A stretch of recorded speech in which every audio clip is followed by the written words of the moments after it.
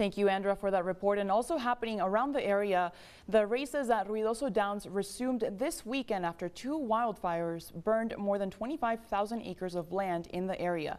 This video from our team was taken before severe weather hit Lincoln County, triggering evacuations and flooding that eventually cut race day short. Just hours before that, however, horses were back on the track at Ruidoso Downs Race Track and Casino for what would normally be one of the busiest weeks of the season, but looking a lot quieter this year since the Salt and South Fork fires began.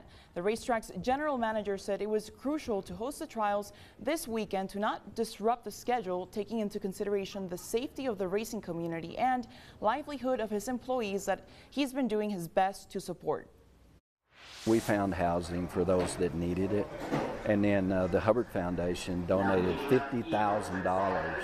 So we were able to give each employee $3,000 to help them get back on their feet, and assistance from our bunch here as well. So it was a blessing in disguise that we got that money.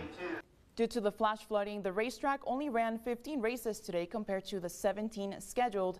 The 13 set for tomorrow are expected to still go on as crews work to clean the track. And then New Mexico